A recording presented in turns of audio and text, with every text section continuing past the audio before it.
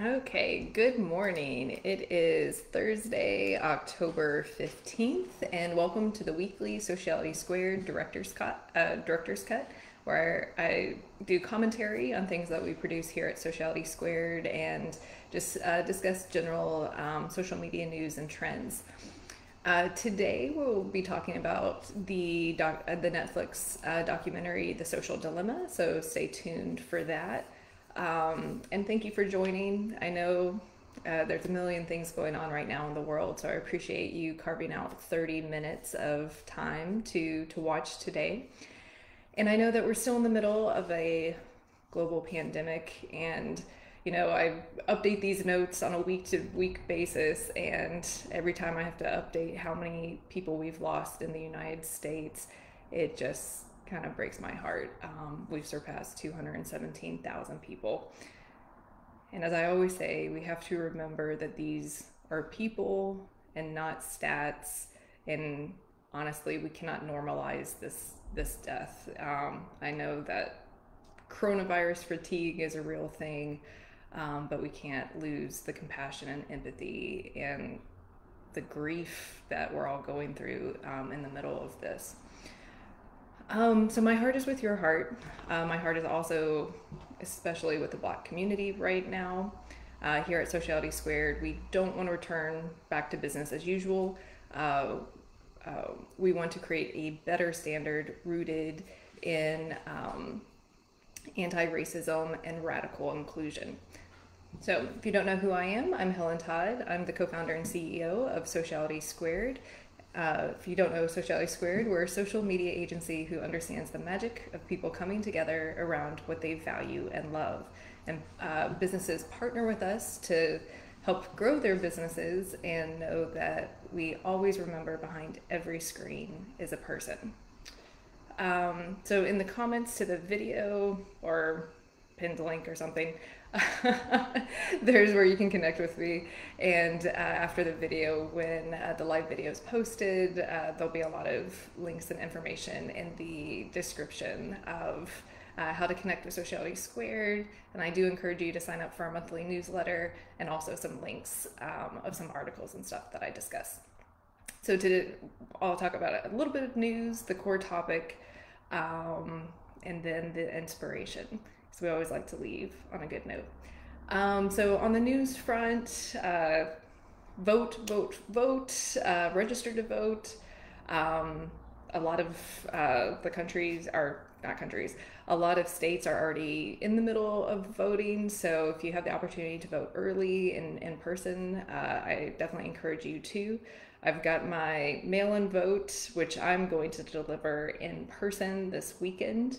So I encourage everyone watching, vote, encourage your friends and family to vote, have a plan to vote, vote. On November 3rd, Sociality Squared is actually going to be closed to make sure everyone on the team has ample time to vote if they want to vote that day and not earlier, or in general, but I hope everyone on the team votes. Other news, South by Southwest is open for proposals. They're doing an online conference March 6th through 6th. Wait, no, that's October 6th through 16th is the deadline. Their conference is March next year. It's going to be all online, so there's not any plane costs, hotel costs. I know South by Southwest can get expensive, so I really encourage anyone with an idea that wants to share and express it on a platform to apply to South by Southwest, and the deadline to apply is tomorrow.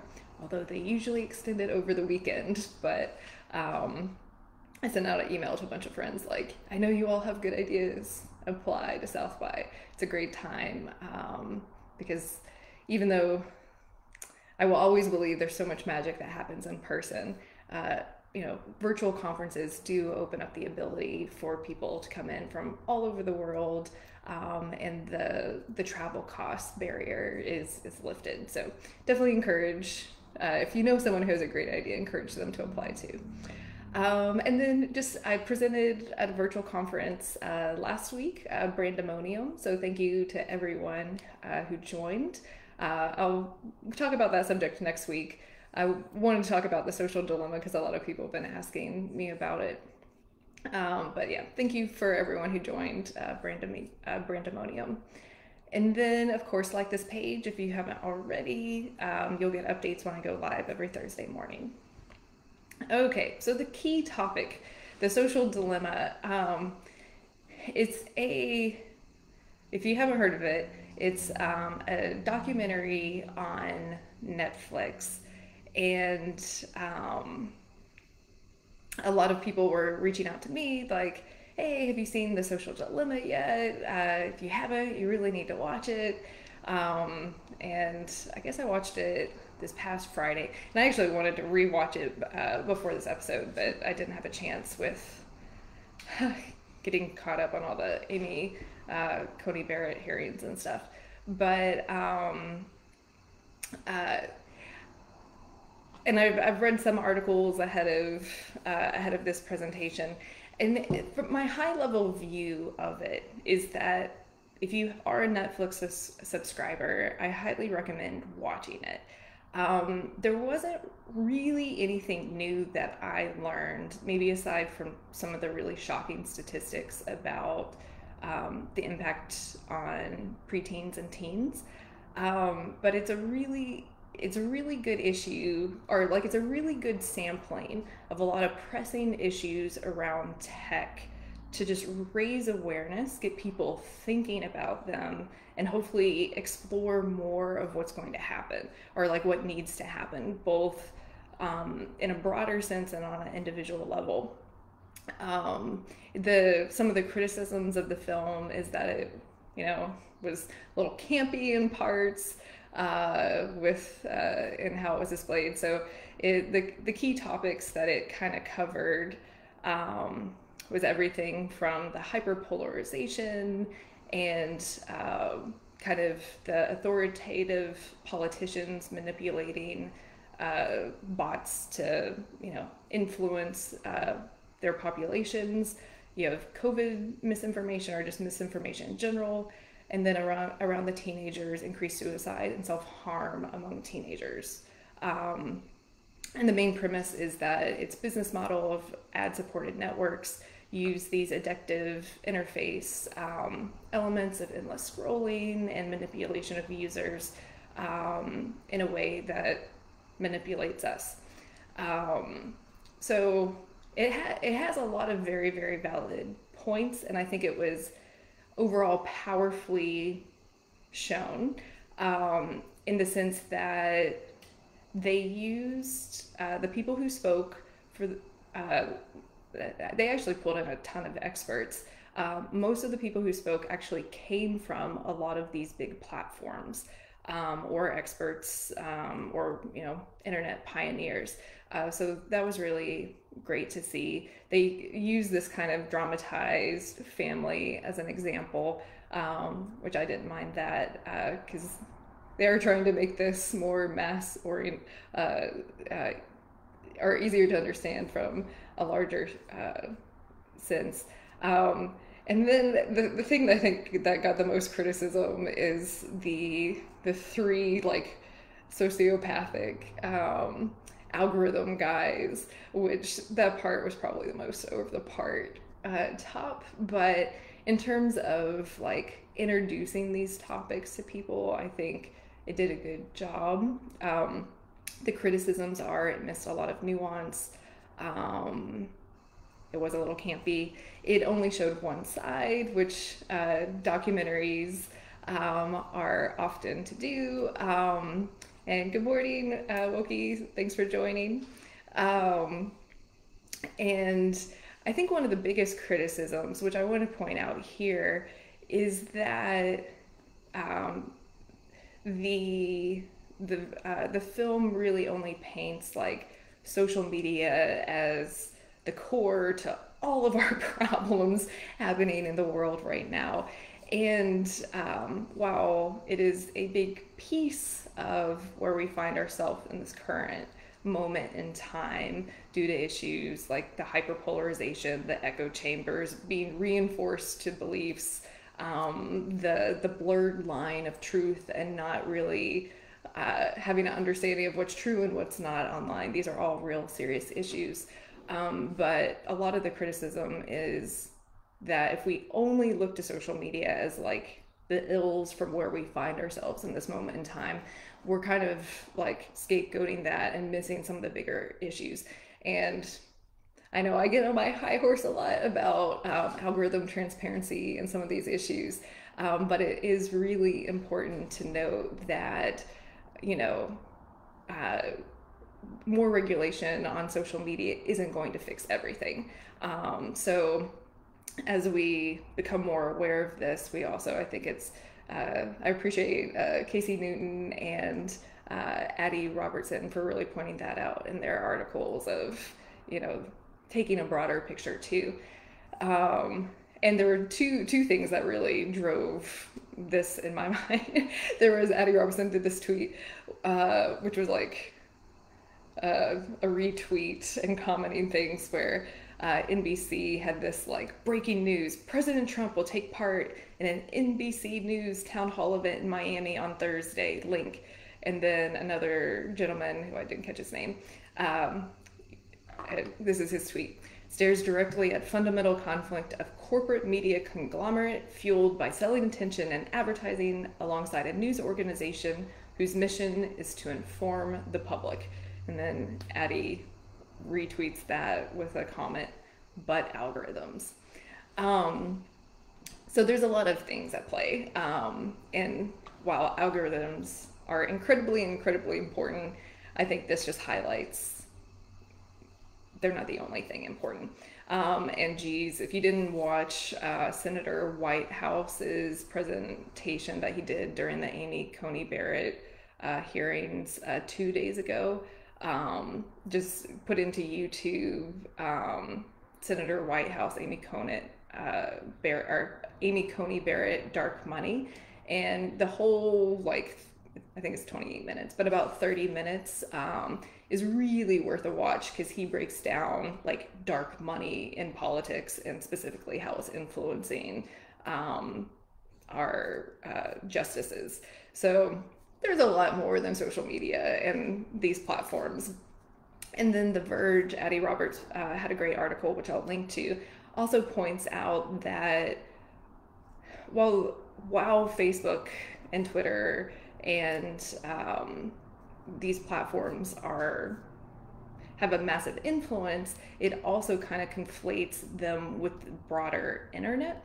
And actually one of the things that he really points out is that some of the people who've like really been radicalized and then done some of the mass murders, this happened on 8chan and 4chan and these other kind of micro sites that have different business models. They're not ad based, that have really like radicalized people and have led to real world harm. And that said, I don't want to diminish what happens on Facebook. I've went to a great South by Southwest presentation a few years ago on it was called Taking Back the Internet, Countering Extremism, where the sheer size of these platforms is just fertile ground for ISIS to recruit. And there's an article that I'll link to. Oftentimes when we talk about radicalization, it goes into the ISIS talk, but far right radicalization happens on social media all the time, and that's something that we have to be aware of. And I'll link to that article. And there was another article that recently came out that Facebook's, and this is where algorithms come into play, Facebook's group suggestion tool helped recruit more people to some of these far-right hate groups. So it's literally to blame for some of the recruitment. In addition to real-world harm, which the film, points out not only the teens and preteens, but also it touched on like India lynchings. So there is real world impact that comes from this. I did want to share some notes from this uh, presentation that I went to. I mean, I guess also one thing about the film, I've only talked to a few friends about it. It's like it didn't, and this was one of the criticisms too. It didn't really offer solutions. It presented all these problems, which can be like overwhelming, and when you see all of them and the impact that they're having. And a lot of my friends are like, I just want to delete social media. I don't want my kids to ever be on social media, which you have that feeling after watching.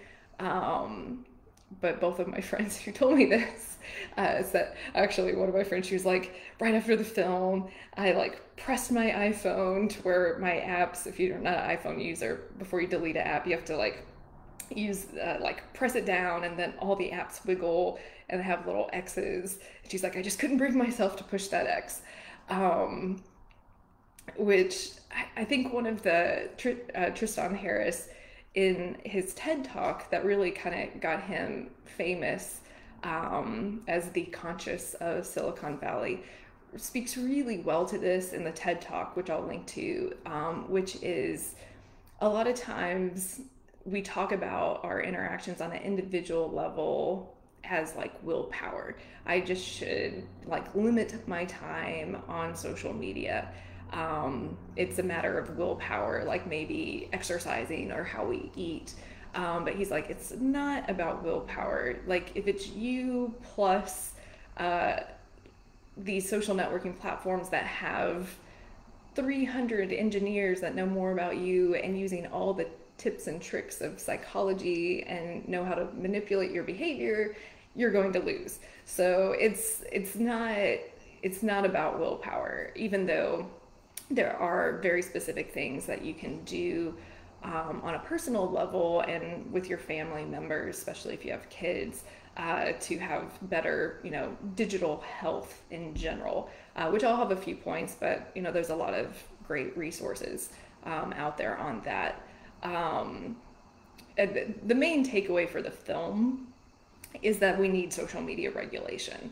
And that's one thing that if you've watched any of these broadcasts or I've mentioned over the years that I'm a very big proponent of. I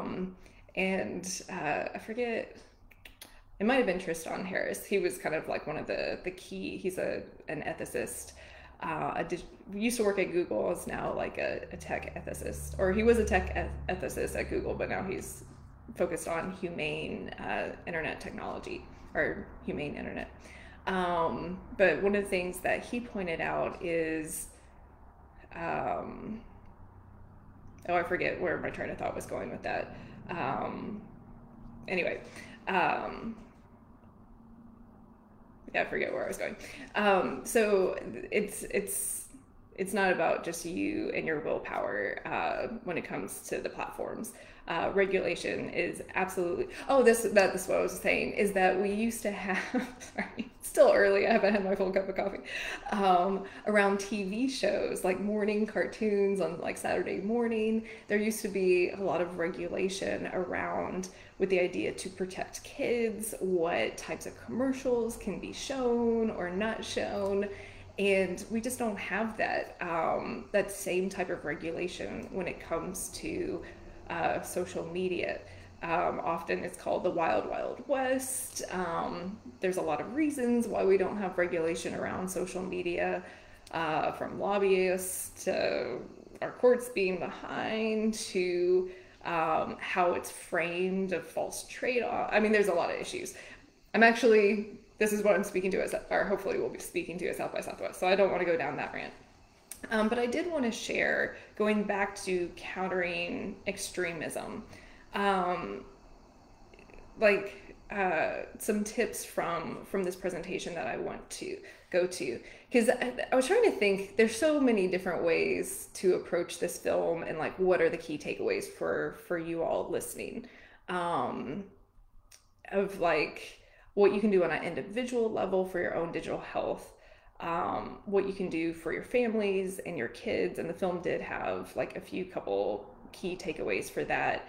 And then what can you do from just like in the current moment in time of misinformation, and we have this young population that's vulnerable to being recruited.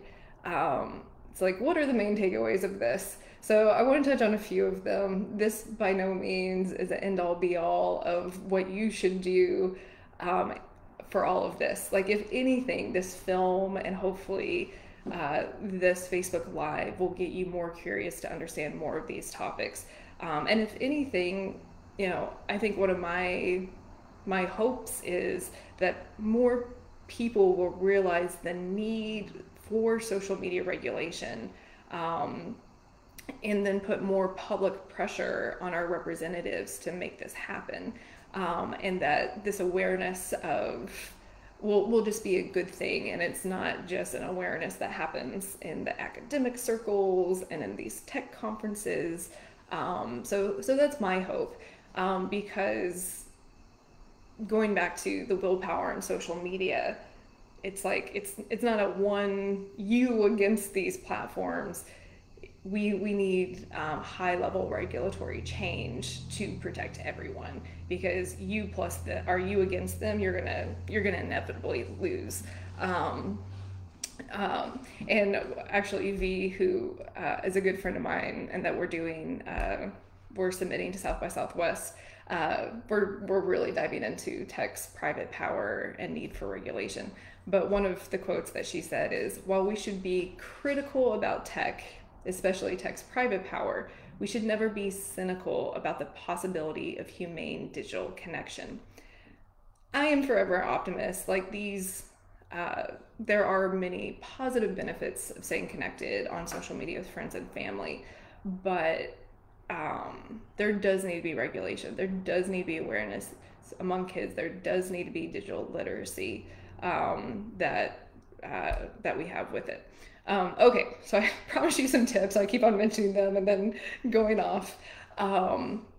So on the extremism front, one of the, and the movie doesn't go into this so much, but I had these notes, and I think it's really important in the political space that we find ourselves in, that what these tips are. So some of the notes from this presentation that I saw on countering extremism is that in general, people want to be part of something, and positive community experiences are key. So if you have someone, and actually I know someone whose brother like kind of had some of these far right talking points, and we had dinner, like this was when it was safe too, a couple of years ago, and to debate these, and it was like this healthy debate, but only to come to find out that he was actually kind of being radicalized and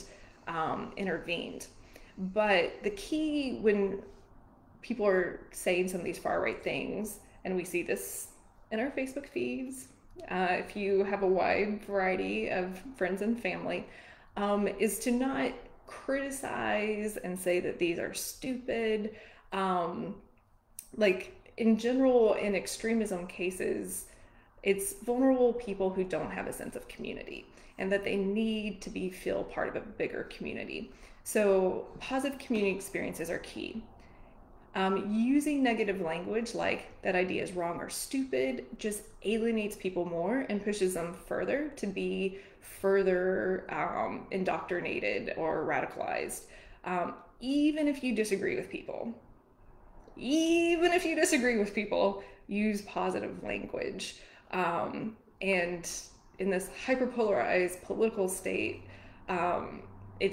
I know that this happens, that, this left and right and but remember, behind every screen is a person, and use positive language. Like, you don't like, well, I will say there is a bot issue more on Twitter, but there's a bot, but for your friends and family that you actually know, and if you're interacting with people, like, assume that they're a person and treat them as you would want to be treated. But use positive language. Images are extremely powerful, and if you share them, that's a bigger signal to Facebook. So, in general, we should all be more responsible with what we're sharing. Triple check our sources. Make sure that we're not spreading misinformation. We know in 2016 Russia was interfering with the election. We know this because we had our intelligence agencies tell us under oath that this was happening, and that we know that they are attempting to do it now. And given where we're at, I would say that they're probably getting away with some of it. So just triple check your sources, make sure that they're credible, and especially if they come with an image, be careful of spreading them, because you don't want to, spread misinformation and become a spread Russia propaganda, or propaganda that comes from the U.S.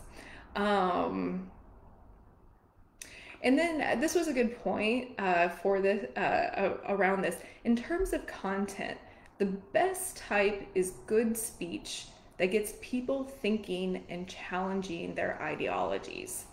So I wish I had like more concrete examples, and I'll try to find some of these.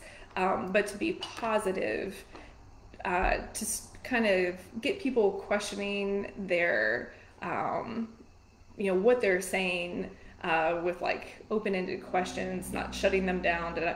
And there was something interesting when Facebook released, because they do try different ways to counter this stuff. One of the ways that they were trying to counter misinformation is if someone posted a conspiracy theory, that they would then show an article say that like, this conspiracy theory has been debunked and isn't true. And by actually doing that, humans are so funny, it reinforced or helps reinforce to people like, oh, it actually is real. Like all this of like, these sources or part of the liberal media, whatever, like showing people like facts or articles that debunk their conspiracy theories ends up just reinforcing them. So I thought this was really interesting in that terms of content, the best is good speech that gets people thinking and challenging their ideologies. So, I mean, the whole conspiracy theory and QAnon is like a whole nother topic, but I think some of these can apply. Whoever speaking is really matters, needs to be credible, local, relatable, and have the messages be effectively received. Like one example, a local young person will be more effective than a politician for counter speech efforts.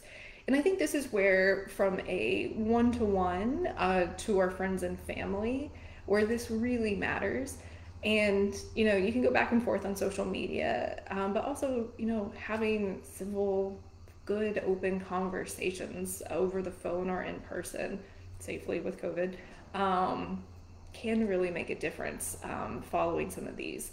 And one thing, too, that this presentation, I know we're almost at my time limit that I've imposed on myself, is a lot of people mistrust the news because they don't know local reporters, because so much of local journalism is kind of crumbling, and that you tend to trust people that you know, and so few people know journalists. So there's that goes more into a lot of issues with trust in the news and where we find ourselves. One of the many issues, but people trust people that they know. So these issues are important. So you have power because you have friends and family, so you can actually have these conversations, and you are going to be trusted because they know you. So, keep that in mind. Offline conversations and community and connections are paramount. Solutions need to be shared globally and applied and reinforced locally. So there was one example from this presentation that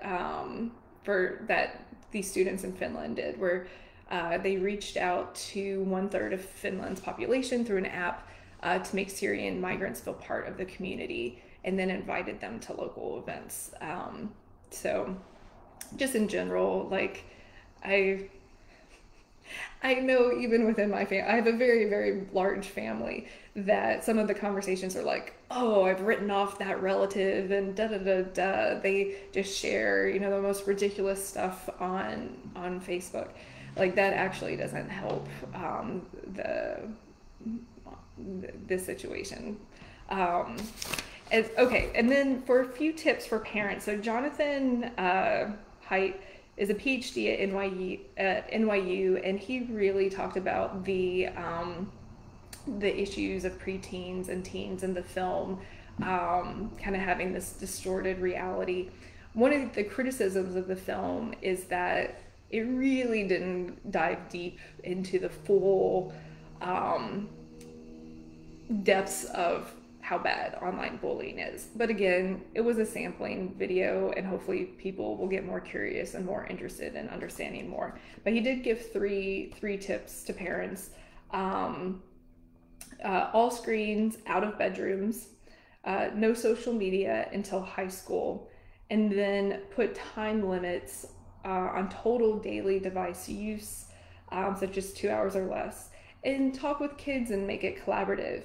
One of the things that he pointed out in the film is that often if you ask a kid, like, well, what do you think is a reasonable time, that they will probably have reasonable answers, and then just hold them to that. One of the interesting things is if you look at, I think it was addressed somewhat in the film, but a lot of people in tech really limit their kids with their devices, and it harks back to one of my advertising classes. And again, taking the broader picture, social media is a piece in a much bigger puzzle. All these issues existed before social. I think they're certainly being exacerbated and accelerated in a lot of regards because of it, but there's a lot of issues at play. But one of my old professors, he wouldn't let his kids watch television ads. He'd record all of the TV shows before, that was more easily done, and then fast forward through the commercials. And you see this in all of these big tech companies where the more you know about the tech, the less you let your kids access it. So that's something, I think there was an article where like Zuckerberg and some of these others, like their kids are learning sewing and going to tree schools or stuff like that, where it's a lot of the exact opposite that most, a lot of families deal with. And then the other thing on what can you do individually? I'm going to share a link to Tristan Harris's a website. He has the Center for Humane Technology. It has a lot of resources. It's humanetech.com on what you can do in terms of like turning off notifications on your app. One of the things that is one of my rules is like I don't let my phone into the bedroom, in terms of, also I'm a big believer you need great sleep, and seeing screens before you go to bed, it makes it harder to fall asleep. So it's an easy rule: keep your phones out of your bedrooms. Or if you're worried about, if you don't have a landline and emergency phone calls, like use night mode, and only let certain phone calls come through, that type of thing. If my alarm clock's not working and I need my iPhone as my alarm clock, I put it in actually airplane mode personally, so that I don't get any notifications. But I think just in general, being like, the first thing is just being aware of how much that you're using social media. And I was thinking about this. It's kind of like, if you want to eat better, don't buy Oreos, and have it as around your house. And it's not a great analogy because Oreos aren't, have 300 engineers behind it. I did like how Tristan Harris in the things distinguish social media from bicycles as a tool. It's like a bicycle is there and you can use it a lot of different ways, where social media really has an agenda and is constantly interacting with you for your attention. But similar to food, like if you want to eat healthier, don't buy Oreos and have them around the house. If you want to have a better digital health, like put up some bumpers, like don't bring it into your bedroom, and then you won't have that temptation to, first thing in the morning, look at the phone, right before you go to bed, look at the phone. Turning off notifications, that kind of limits the Oreos around the house of like, it's not popping up at you all the time. Or if you're listening, you're like, oh, I can't do this because of my job, da da da. One, you should talk to your company about this if it's an issue, and see if there are things that are flexible or ways to find better balances between the need to use tech in work. And if that's still off the table, put bumpers around when you're working, having notifications and turning them off, after hours. If you work 24/7, then that's a different issue, and I hope that's not the case. But do look at the Center for Humane Tech in terms of, they have some good resources, and I'll share a few links from this. But if you have any other questions about this, I know I kind of jumped around a lot of different places, but my biggest takeaway is that this was a good sampling of a lot of the issues.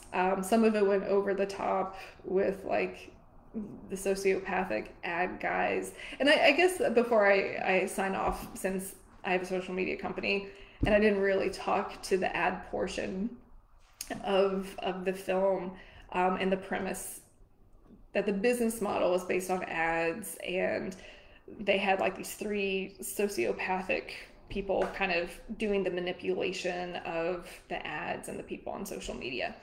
To be honest, that was probably the most over the top part, but it was also like,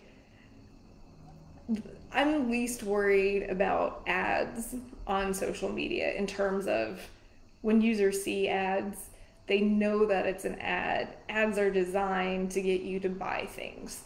To me, that's a little bit more straightforward versus not understanding how the feed works, in terms of how other manipulation can happen that's organic, and just like how algorithms work. Like it had these like three sociopathic people making the decisions. That's not how it works. I mean, it was like this kind of over the top dramatization to get people interested. But there is a real problem with algorithm transparency, them being a black box. Few people within the companies know what they are, and just like turning little dials, the changes in these algorithms can have huge effects. And there's been studies that changing them some ways literally make people feel happier or sadder. So like it's a real thing that this manipulation happens and impacts us as adults. We know that the content that we see works because the ads do get us to change our behavior and buy things. But, and take it with a grain of salt, I run ads for my clients. I think in general, like ads are probably the most honest piece of social media, because when I see an ad, I know it's trying to sell me something. But I think and most generally people understand when I see a television commercial ad, a billboard, a social media ad, its intent is to sell me something. So like we understand that. I think the awareness around all of the other levers that happen with trying to grab our attention, to keep us engaged, like in the algorithm behind that, is a bigger issue. And I will say, last year at South by Southwest, there was a panel. It had someone from Snapchat, someone from HBO, and I forget the other two people that were talking about the issue of more users are spending less time on social media, which that's pre-COVID. I doubt that's the case now. But what is our responsibility as marketers? And the room was absolutely packed. Like, I know as an industry, a lot of, my team has expressed this. I think Mark Zuckerberg has thought about the place of social media and his, what was it? The article that he wrote on connectivity is a human right. Like, all of us are taking a step back of like, are we part of the problem? Are we contributing to the problem? Like, where's our place in all of this? Kind of having a little bit of existential crisis in this. And I mean, the room was packed. People wanted to know, as marketers, what we should do. And the panel was so disappointing. Their main point was, well, if people are spending less time on social media, as marketers, you need to create better content. So if they're only spending an hour instead of 4 hours, make sure in that 1 hour that they're spending time on your content and not on other people's content. So I think in that regard, we're not having honest conversations about the impact of social media and where our content plays in this. And I'm a believer in positive content can make positive impact. But if we're not actually talking about, the real issues, then we're kind of missing the mark.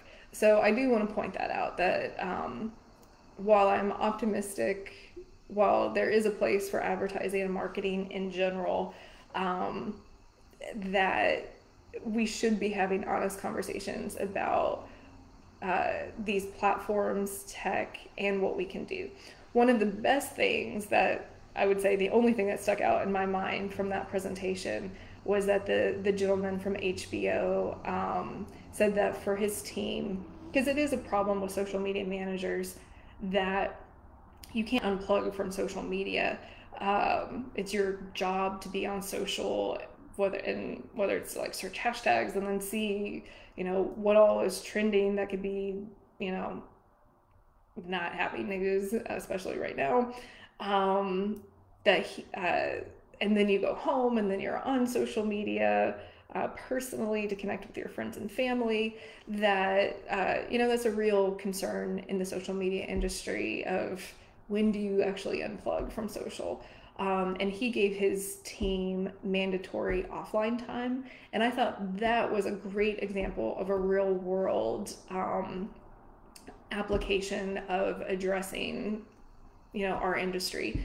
One thing that we do at Sociality Squared is, we